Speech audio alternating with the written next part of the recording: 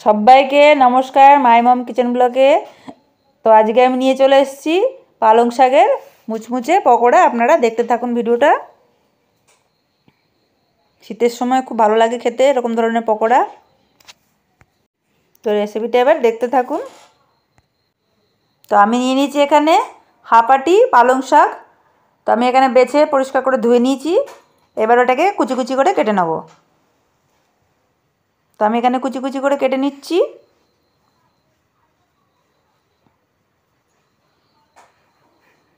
তো এই বড়াটা মুড়ি দিয়েও খাওয়া যায়, এমনিও খাওয়া যায়। তো শাকটা আমার এখানে কুচি করে কাটা হয়ে গেছে দেখুন। তো আমি এখানে কেটে নিচ্ছি একটা গোটা কাঁচা লঙ্কা, কুচি কুচি করে কেটে নিচ্ছি। আপনারা যেরকম ঝাল খান সেরকম দেবেন।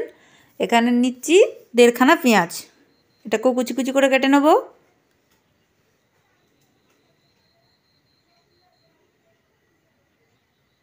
তো আমার কাটা হয়ে গেছে পেঁয়াজটা। এবার দিয়ে দিচ্ছি এর মধ্যে লঙ্কাটার পেঁয়াজটা।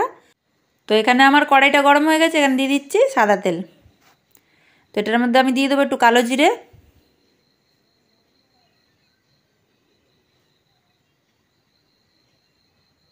একটু হলুদ দেবো, দেবো একটু কাশ্মীরি গুঁড়ো লঙ্কা,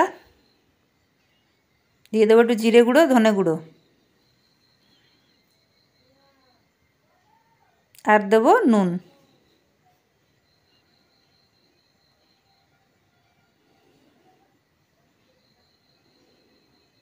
তো এখানে আমি দিয়ে দিচ্ছি একটু চালের গুঁড়ো, মুচমুচে হবে সেই জন্য। দিয়ে দিচ্ছি এখানে বেসন।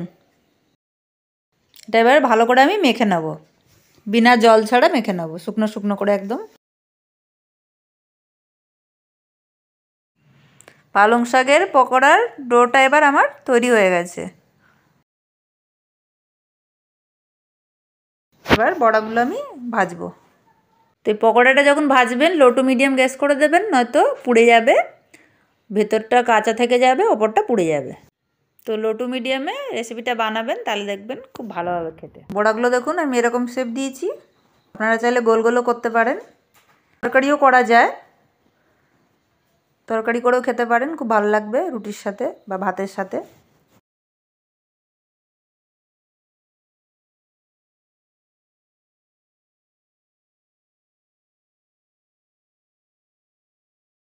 বড়াগুলো আমার এক পিঠ করে ভাজা হয়ে গেছে, এবার উল্টে দিচ্ছি।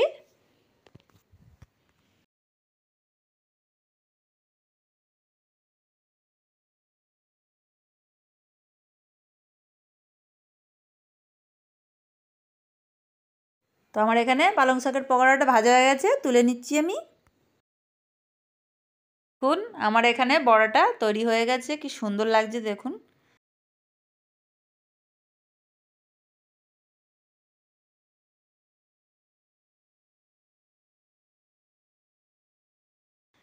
আপনারাও করে খেতে পারেন। তো আমার এই রেসিপিটা আজকে কীরকম লাগলো অবশ্যই কমেন্টে জানাবেন, লাইক করবেন, শেয়ার করবেন, সাবস্ক্রাইব করবেন।